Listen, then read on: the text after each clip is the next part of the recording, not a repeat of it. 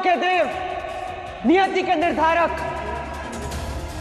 किंतु मैं वो हूं जिसके जन्म से पहले ही नियति उसके आगे नतमस्तक थी। काल जिसका दास और विधि जिसकी दासी है, उसका अनिष्ट तो महाकाल भी नहीं कर सकते।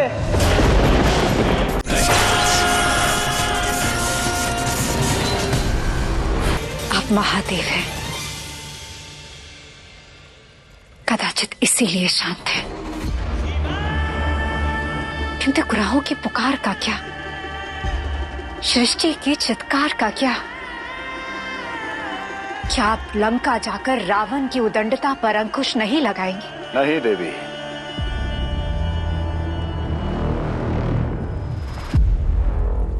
अभी कोई भी प्रयास विफल होगा।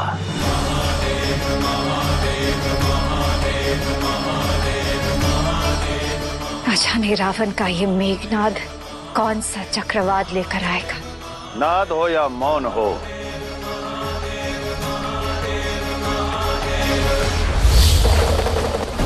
सब नियति के हाथ में है।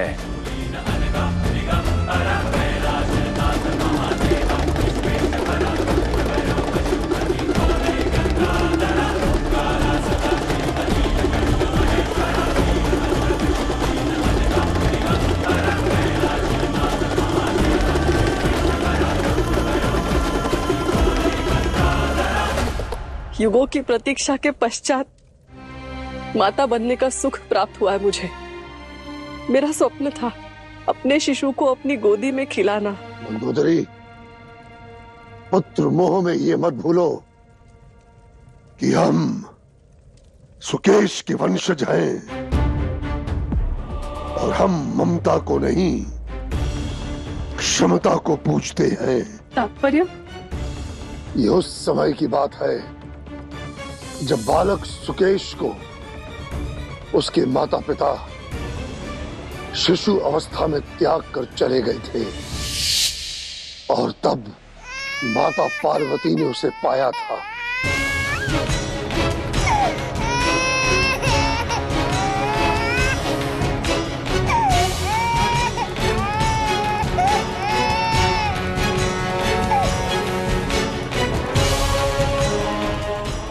सुकेश का जन्म परिचय पाकर माता क्रोध से तिलमिला उठी और आवेश में आकर वे सुकेश की पूरी वंशावली को श्राप दे बैठी। माता पिता होकर भी तुम अपने शिशु के लालन पालन में असमर्थ रहे। जो बालक स्नेह के लिए तुम पर निर्भर होता है, उसे दुत्कार दिया तुमने। इसलिए मैं तुम्हारे समस्त वंश को ये श्राप देती हूँ कि आपके वंश में कोई भी शिशु अधिक समय तक बाल रूप में नहीं रहेगा। वो जन्म के पश्चात ही व्यस्त हो जाएगा, व्यस्त हो जाएगा, व्यस्त हो जाएगा।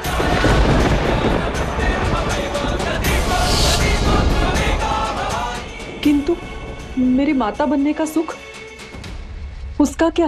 तुम्हारे मातृत्व भाव का आभास है मुझे मंदोदरी, किंतु यह श्राप तो स्वयं मां जगदम्बा की मुख निश्रित वाणी है। परंतु बात केवल मेरे मातृत्व की नहीं, आपके पिता होने के सुख की भी है। मुझे पिता बनने का सुख एक अबोध बालक का लालन पालन करने से नहीं, अपितु उसे एक पराक्रमी योद्धा बनाने से मिलेगा। उसे विश्व का सर्वशक्तिमान, सर्वशक्तिशाली पुरुष बनाने से मिलेगा, पुरुष बनाने से मिलेगा, पुरुष बनाने से मिलेगा।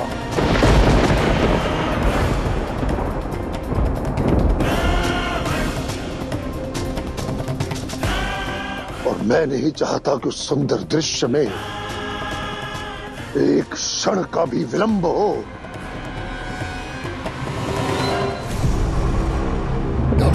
डमट डमट डमट डमरू के निनाद से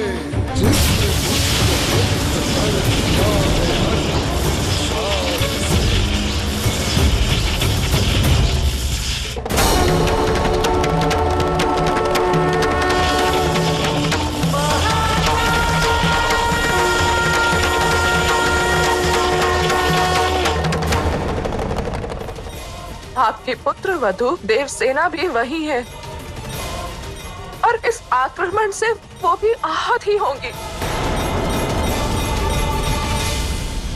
शांत हो जाइए देवी सची, क्योंकि आपको इस अन्याय का न्याय अवश्य प्राप्त होगा। और वो इसलिए नहीं कि देवसेना शिव और शक्ति की पुत्र वधु है, बल्कि इसलिए कि हर कर्म का फल मिलना नियति है।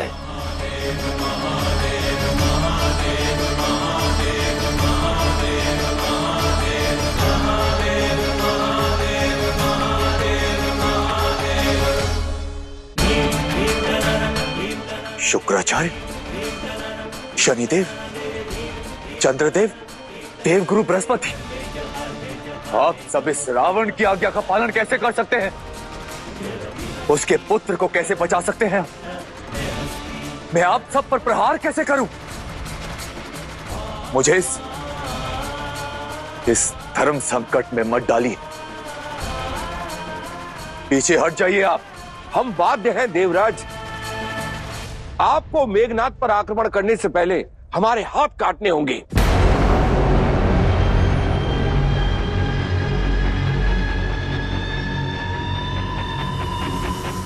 इंद्रदेव, रुक जाइए। असुर गुरु शुक्राचार्य, ये समय हमारे अंतर संघर्ष का नहीं है। मूर्ख मत बनिए इंद्रदेव। क्या लगता है आपको ये सब मैं अपनी इच्छा अनुसार कर रहा हूं? माना कि रावण मेरा शिष्य है, परंतु महादेव की सौगंध, मेरी इच्छा तो इस पर वार करने की है। गुरुदेव, वार प्रहार सब बाद में, सबसे पहले अपना कर्तव्य निभाइए। आपको स्मरण है ना कि आप मेरे पुत्र की रक्षा के लिए बाध्य हैं।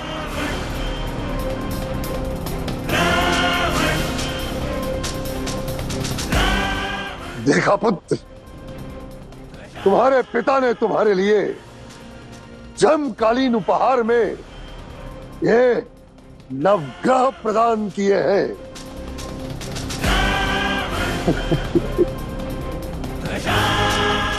धन्यवाद पिताश्री। अब इन्हीं नवग्रहों को ढाल बनाकर इंद्र को परास्त कर मैं आपका स्वप्न पूर्ण करूंगा।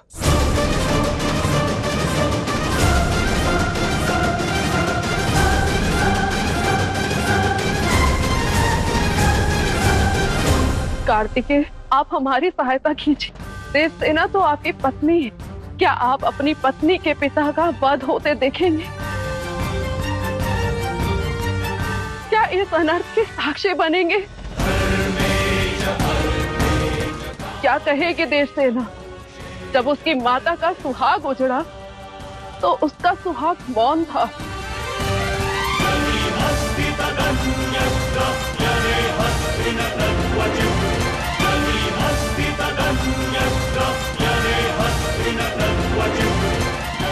आप जिस नियति की प्रतीक्षा में है, क्या लिखा है उसमें? क्या मेरे पति देवराज इंद्राज हार जाएंगे? हाँ हाँ हाँ।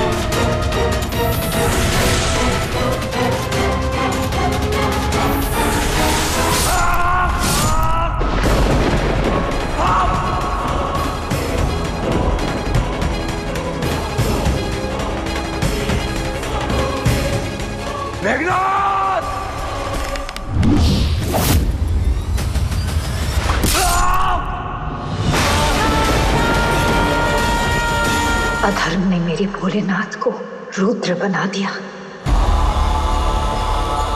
शिव का वो रूप जिसके अंदर ना करुणा है ना दया है, तो केवल क्रोध, और इनका शनि क्रोध भी संपूर्ण सृष्टि को भस्म करने की क्षमता रखता है।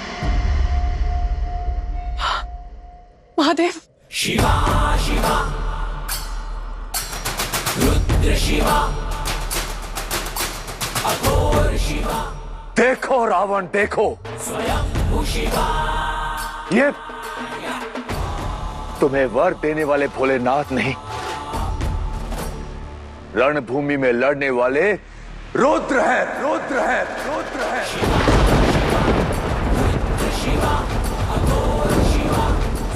जिनकी प्रचंड प्रलय के समक्ष तुम्हारा रोष केवल निम्न है, निम्न। रुद्र महारुद्र तू, असत्य के विरुद्ध तू, सृष्टि के विनाश का विकराल। इनकी एक हुंकार से संपूर्ण ब्रह्मांड हिल जाता है। इनकी त्रिशूल की अग्नि के समक्ष हर तंत्र भस्म हो जाता है।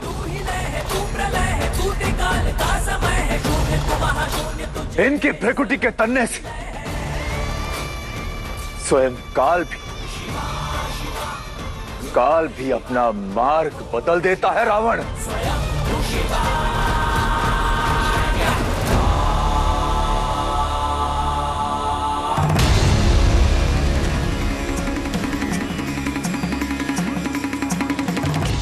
बोलो रावण, है दुस्साहस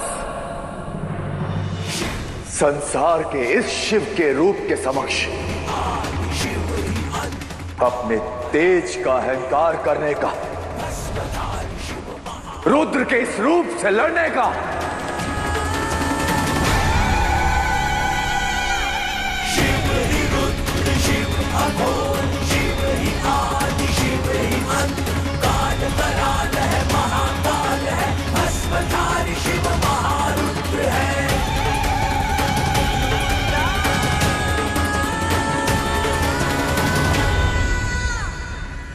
महादेव।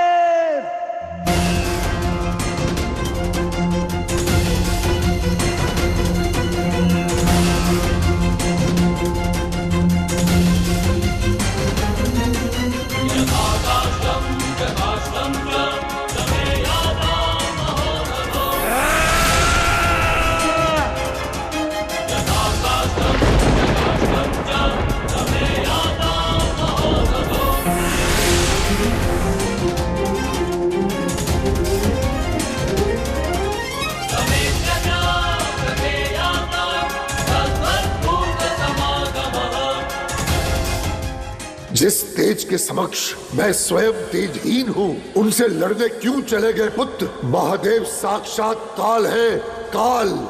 होंगे आप देवों के देव, नियति के निर्धारक, किंतु मैं वो हूं जिसके जन्म से पहले ही नियति उसके आगे नतमस्तक थी। काल जिसका दास और विधि जिसकी दासी है, उसका अनिष्ट तो महाकाल भी नहीं कर सकते।